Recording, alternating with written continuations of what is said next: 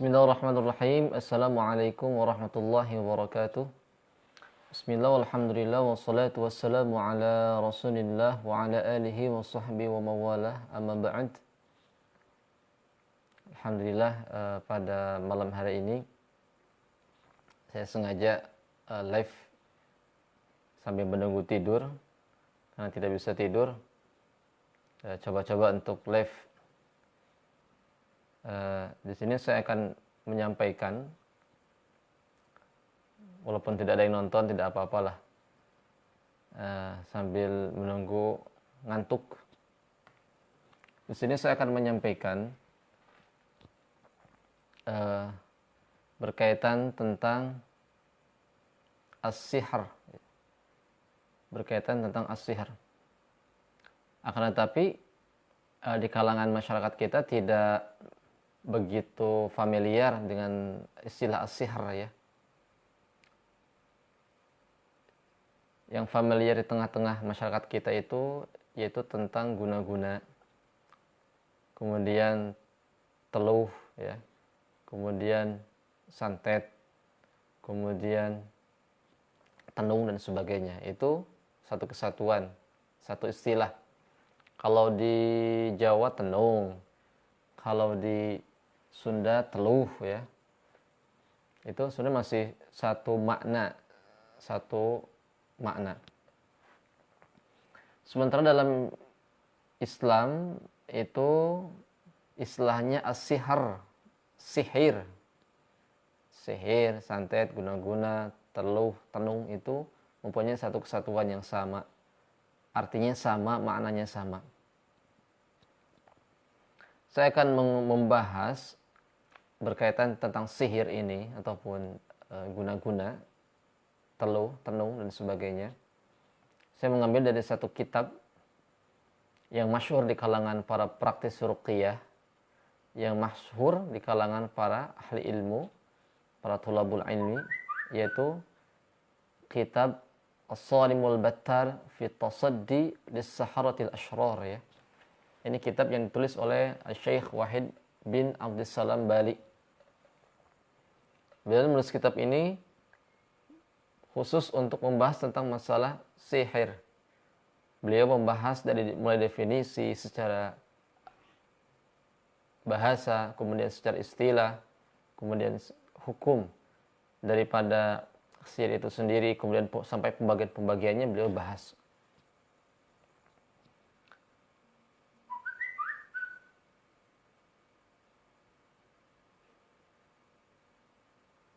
Nah, kata Syekh Abdussalam Bali,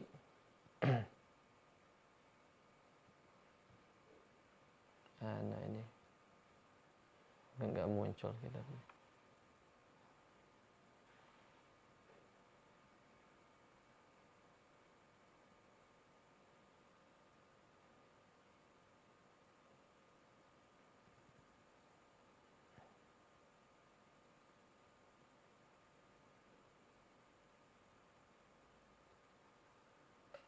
Sebentar, ini enggak muncul.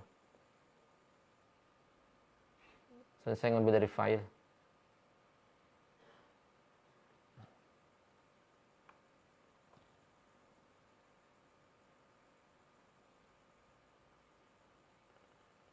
Mana ya?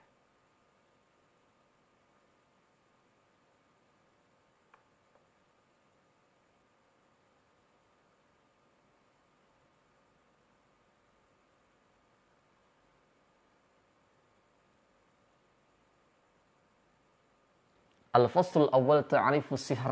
Nah, beliau dalam kitabnya, dalam fasal yang pertama beliau membahas tentang ta'rif sihr, pengertian daripada sihir itu sendiri. Yang pertama beliau membahas tentang as-sihr atau sihir, guna-guna, teluh, tenung, fil lughah, dalam menurut istilah lughah secara bahasa ya. Kita akan kaji.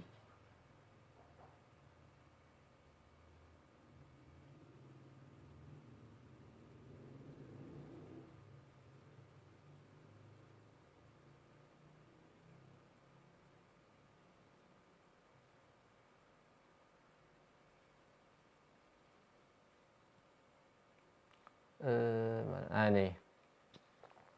Secara bahasa dalam kamus Al-Mu'jamul Wasit, dalam kamus Al-Mu'jamul Wasit, sihir itu ialah ma latufa atau latofa ma'khudahu wa daqqa. Jadi sihir itu ialah ma latufa ma'khudahu wa daqqa. Artinya sesuatu yang lembut yang keluar darinya dan sesuatu yang terselubung. Artinya sesuatu yang lembut dan terselubung. Nah, itu secara bahasa. Jadi sihir itu secara bahasa ialah sesuatu yang lembut kemudian dia terselubung. Nah, sementara secara istilah beliau mengutip Syekh Wahid Abdul Salam Bali, beliau mengutip perkataan qala Fakhruddin Ar-Razi. Ini mengutip daripada perkataan Imam Fakhruddin Ar-Razi. Kata Syekh Fakhruddin Ar-Razi, beliau mengatakan bahwa as-sihru fi urfi syar'i mukhtasun bi kulli amrin yakhfa sababihi wa yatakhayyalu ala ghairi haqiqatihi wa yajri majra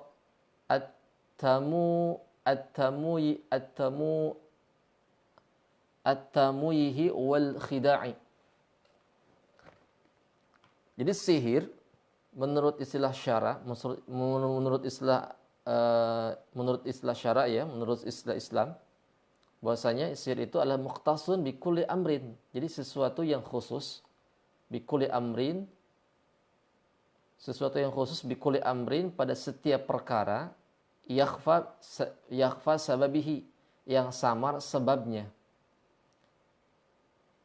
wa yatakhayyalu ala ghairi haqiqatihi, dan digambarkan sesuatu tersebut digambarkan bukan pada hakikatnya, wa yajri majra at-tamuyhi,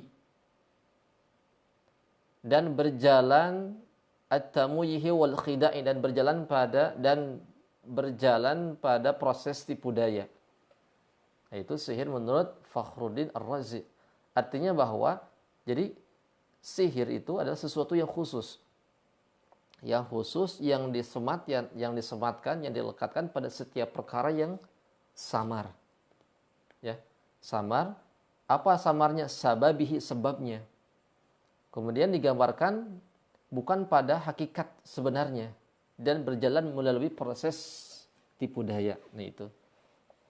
Jadi kalau kita saksikan fakta dia di lapangan, jadi seseorang terkena sakitnya itu luar biasa ya. Contoh misalkan dalam perutnya. Saya pernah meruqyah salah seorang ibu di daerah Jawa Tengah. Dia merasakan sakit di daerah tangan, kemudian tangan kiri, kemudian punggung, kemudian pinggul. Ketika diruqyah itu kemudian ditekan, sakitnya luar biasa dan merasakan seperti ada yang menusuk. Dan anehnya ketika setelah proses ruqyah itu timbul bentol-bentol. Ya seperti sebagaimana kita kalau disuntik kan suka ada bentol, ya bentol kemudian ada warna hitam ya, hitam kebiru-biruan. Nah itu sihir. Jadi faktanya ada, rasanya sakit, akan tetapi yakhfa bisababihi, tidak tahu, samar ini. Apa yang menyebabkan daripada sakitnya tadi? Sebabnya tidak ada, tidak tahu, tidak ketahuan, samar. Sebabnya kemudian akibat yang menyebabkan si ibu tadi itu sakit itu tidak tahu. Apakah sakitnya itu karena memang dia jatuh dan sebagainya, tidak tahu. Lain halnya sesuatu yang zahir ya. Contoh misalkan anak kecil dia lagi main, kemudian ada makanan dia makan, namanya anak kecil kan, dia masih kecil, Apapun ketika ada makanan dia makan. Ada kue dia makan. Tahu-tahu ketika di hadapannya ada jarum dia makan gitu. Sehingga tertelan ke dalam tubuh dia sampai ke perut, kemudian di situ dia merasakan sakit. Nah, itu kalau masuknya jarum melalui tertelan, masuknya jarum melalui tertelannya sehingga jarum tadi itu masuk ke dalam tubuh, itu sebabnya bisa diketahui. Sebabnya ada jarum yang masuk. Kemudian setelah di rongsen ternyata memang ada jarum. Penyebabnya karena memang teledor ya, si anak tadi itu menelan daripada jarumnya. Menelan daripada jarumnya. Itu sebabnya bisa diketahui tertelannya karena faktor keteledoran sehingga tertelannya jarum. Akan tetapi kalau sihir itu tidak tahu prosesnya, tidak tahu kenapa kok bisa sakit, kok kenapa bisa ada seperti serasa ada tusukan di dalam tubuh. Tapi ketika dilihat di rongsen tidak ada dan tidak tahu ini jalan masuknya seperti apa. Nah, itu namanya sihir. Jadi sebabnya tidak tahu, samar gitu ya. Wa yatakhayyalu ala ghairi haqiqatihi. Kemudian digambarkan tidak sesuai dengan hakikatnya. Ya kalau misalkan kalau orang itu dia menelan jarum atau menelan misalkan katakanlah koin ya, ya hakikatnya akan ketahuan di rongsen itu ada, diambil lagi itu ada. Tapi kalau sihir tidak, faktanya dia merasakan sakit, tapi ketika dilihat kok nggak ada barangnya. Nah, itulah sihir. Jadi sihir itu sekali lagi adalah sesuatu yang dikhususkan atau setiap perkara yang samar penyebabnya, yang samar sebabnya, kemudian digambarkan dengan sesuatu yang tidak ada hakikatnya, dengan sesuatu yang bukan hakikatnya, dan berjalan melalui tipu daya, ya, tipuan. Yaitu sihir menurut Al-Imam Fakhruddin Ar-Razi. Nah, yang kedua, ini definisi yang kedua. Ini definisi yang pertama, Fakhruddin Ar-Razi, Imam Fakhruddin Ar-Razi ini sesuai dengan fakta ya. Kita berbicara masalah sihir itu dengan teori, kemudian kita kaitkan dengan fakta, dan memang faktanya demikian. Saya sebagai praktisi sama 8 tahun saya berkecimpung dalam dunia ruqyah, memang sihir itu begitu. Orang itu pada kesakitan, kemudian mengeluh ya, kesakitan, akan tetapi tidak tahu sakitnya di mana, letaknya di mana, siapa yang memasukkan, faktornya apa, kan tidak tahu. Nah, itu faktanya demikian. Nah, definisi yang kedua yaitu dikeluarkan oleh qala Ibnu Qudamah Al-Maqdisi, Al-Imam Ibnu Qudamah Al-Maqdisi. Beliau mengatakan bahwa sihir itu adalah huwa uqadun wa ruqa wa kalamu yatakallamu atau yutakallamu bihi au yaktubuhu au yuktabahu au yu'malu syai'an. Bahwa sihir itu ialah uqad. Kata Imam Ibnu Qudamah, uqad yaitu uqad itu ikatan, waruqa dan jampi-jampi, wa kalamu yutakallamu bihi dan setiap ucapan yang diucapkan, au yuktabuhu ataupun yang ditulis, au yu'malu syai'an ataupun yang dikerjakan pada sesuatu. Nah, ini menurut Al-Imam Ibnu Qudamah. Jadi uqad itu apa? Uqad itu ikatan ya. Atau bisa dikatakan buhul. Jadi misalkan seorang penyihir meniupkan pada katakanlah tanah kuburan, nah itu disebut uqad. Atau dia meniupkan mantra sihirnya pada batu cincin. Nah, batu cincin itu disebut uqad, ikatan atau buhul ya. Atau seorang dukun dia meniupkan mantra sihirnya pada benda-benda seperti misalkan milik pasien ya, milik yang terkena sihir, rambut, kemudian dicampur paku dan sebagainya. Nah, itu ketika ditiupkan pada benda tersebut disebut uqad. Namanya ikatan. Jadi sihir menurut Imam Ibnu Qudamah, uqad itu berupa ikatan ya, berupa ikatan, berupa buhul, waruqa, dan berupa jampi, wa kalamu yutakallamu bihi, dan berupa perkataan-perkataan, ya, yuktabu, baik itu ditulis, ya, jadi perkataan ataupun tulisan, yu'malu ataupun perbuatan. Yu'tharu fi badani mashuri, yang mana buhul tadi, kemudian mantra-mantra tadi, ucapan-ucapan tadi, itu berpengaruh pada badannya, au qalbihi, ataupun berpengaruh pada hatinya, au aqlihi, ataupun berpengaruh kepada akalnya, bin ghairi mubasyaratan lahu, secara tidak langsung.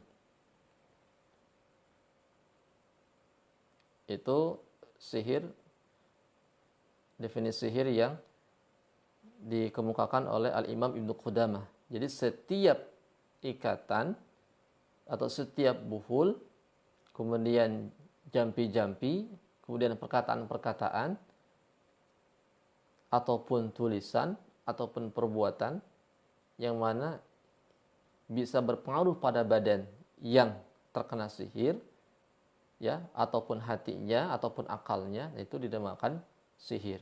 Dan itu semua dilakukan secara tidak langsung. Nah, ini kalau kita kaitkan dengan fakta memang demikian. Jadi kalau sihir itu diantaranya biasanya, bahkan mayoritas, ya, pasti dia menggunakan buhul.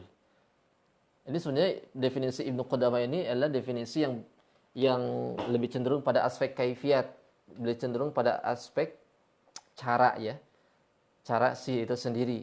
Jadi caranya biasanya dukun itu menggunakan uqad, menggunakan buhul ketika menyihir korbannya, menyihir orang yang disihirnya.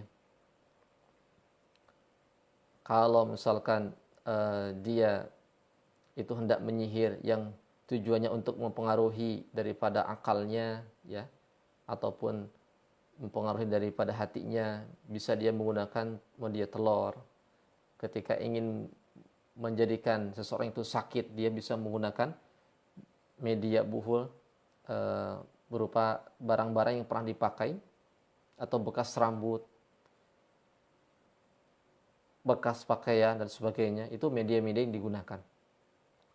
Jadi uqad buhul tadi itu digunakan, ya, ditiupkan oleh dukun, kemudian pada benda tadi, kemudian dikirimkan oleh jin, ditaruh di rumahnya ataupun di luar rumahnya.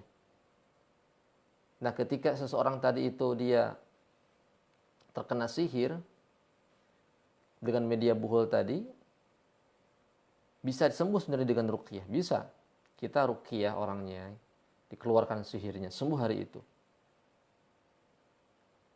Tapi ada kemungkinan dukun tadi itu mengirimkan sihir yang berikutnya.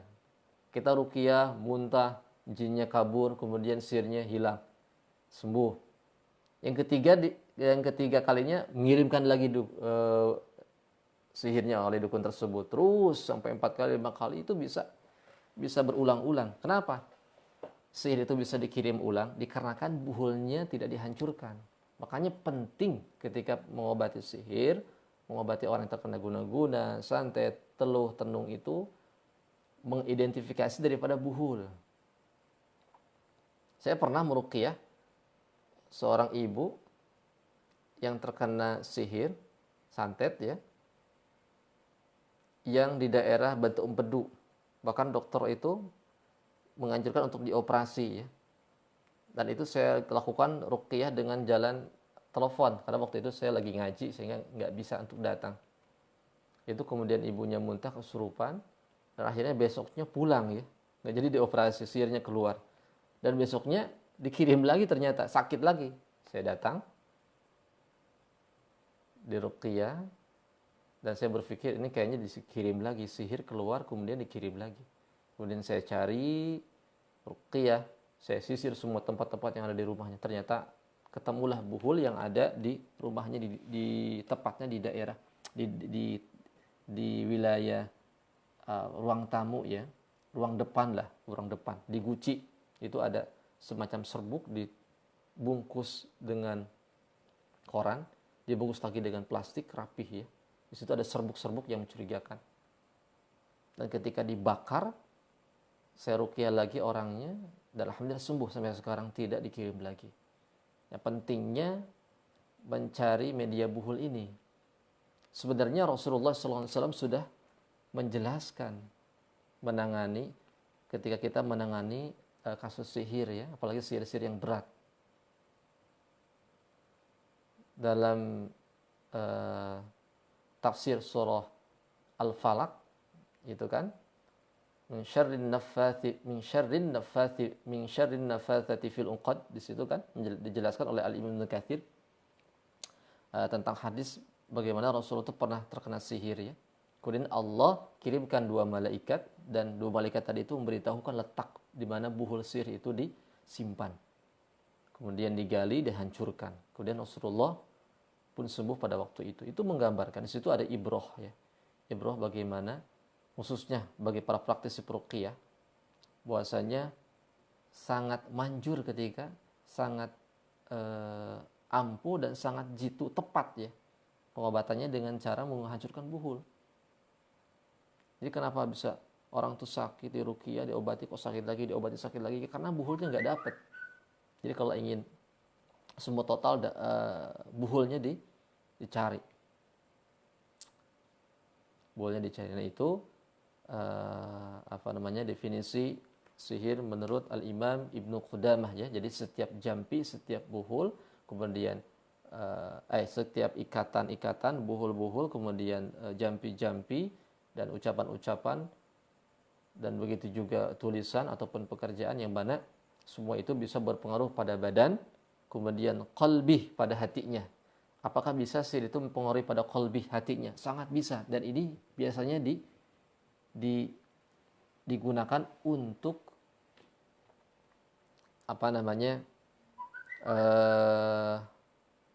mempengaruhi rasa syuur, rasa cinta ya.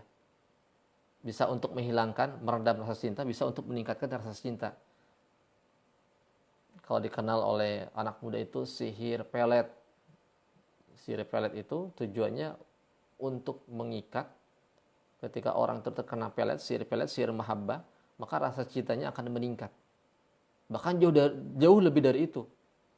Dia tidak tahu apa-apa, tidak kenal apa-apa, tahu-tahu ingin berdekatan dengan dia, ingin berkenalan, bahkan ingin lebih dari itu. Ataupun seorang pasangan atau pasangan suami istri yang tadinya tidak ada rasa cinta, cintanya berkurang, si istrinya datang ke dukun, kemudian dimintakan supaya suaminya itu dilebihkan rasa cintanya. Nah itu menggunakan sihir mahabbah atau sihir pelet ya. Saya pernah meruqyah juga pasien saya yang sangat dahsyat sihir peletnya ya. Dan sampai hampir mau gila ya. Kemudian saya ruqyah, sihir keluar ya, karena tapi tidak tuntas, tidak total ya. Kemudian saya suruh untuk nikah, nah agak berkurang sihirnya, tapi cuma berbalik kepada suaminya. Yang tadinya dia cinta pada pacarnya, sekarang berbalik kepada suaminya. Nah itu dia menggunakan media buhul telur ya, pakai telur sihirnya itu. Nah itu luar biasa menyiksanya. Hatinya bimbang, sampai kemana-mana ingat dia, kemana-mana ingat dia. Ketika ada lagu tertentu ingat dia, ketika lagi berjalan di suatu tempat ingat dia. Bahkan ketika ada orang yang lagi berbalik ya, kemudian punggungnya itu dia saksikan seolah-olah dia dan sebagainya, termimpikan dan sebagainya. Ya, ini sangat menyiksa. Jadi perasaan yang tidak normal, hatinya itu dikelabui dengan cinta-cinta yang palsu ya. Nah itu dipraktekkan. Jadi saya mengalami daripada sihir tersebut yang merubah daripada hati seseorang ya, bisa merubah hati seseorang. Aklihi, bahkan bisa merubah akal, membuat gila bahkan. Saya pernah didatangi oleh pasien yang limpahan dari rumah sakit jiwa ya, rumah sakit jiwa. Kemudian saya ruqyah, sekitar 5 kali saya ruqyah. ternyata orang tersebut jadi bukan hanya gangguan jiwa, akan tetapi ada jin yang dimasukkan, ada sihir yang dimasukkan ya. Nah ini bisa membuat orang itu stres, depresi, kemudian gangguan mental dan sebagainya. Memang ada kalanya seseorang itu gangguan mental, gangguan psikologis dikarenakan karena punya beban masalah yang ia hadapi, sementara ia tidak bisa menyelesaikannya. Tapi terkadang memang akal itu kacau, bimbang, bingung, itu ada serangan dari sihir, serangan dari dukun yang memang dikirimkan kepada dia sihir untuk mengacak-acak pikirannya. Nah ini berbahaya juga, bisa membuat gila. Nah itu daripada pengertian sihir menurut Imam Ibnu Qudamah. Jadi setiap buhul, ikatan-ikatan, jampi-jampi, perkataan-perkataan, ataupun tulisan-tulisan yang dikerjakan yang bisa mempengaruhi badan seseorang, bisa mempengaruhi badan, maksudnya bisa membuat cacat ya, badan tadi itu bisa membuat cacat, kemudian bisa merubah hatinya, bisa merubah akalnya. Min ghairi mubasyaratin lahu, tanpa secara langsung. Memang dikerjakan dari kejauhan dengan bantuan daripada jin ya, dengan bantuan daripada jin.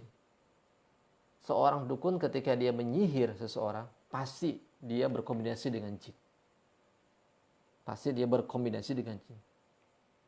Di antaranya begitu. Nah ini penjelasan, soalnya ini banyak ya definisi, ada 4 definisi ini. Mungkin saya lain kali akan saya bahas definisi yang berikutnya. Dan masing-masing ulama itu definisinya itu sangat sesuai dengan realitas ketika meruqyah ya, dengan fakta-fakta yang ada. Jadi seorang peruqyah mesti mengetahui, memahami daripada definisi sihir ini, biar ia bisa menangani ketika berhadapan dengan penyakit-penyakit yang memang sulit untuk disembuhkan ya. Itu mungkin yang bisa disampaikan, mudah-mudahan ada manfaatnya. Akhirul kalam, assalamualaikum warahmatullahi wabarakatuh.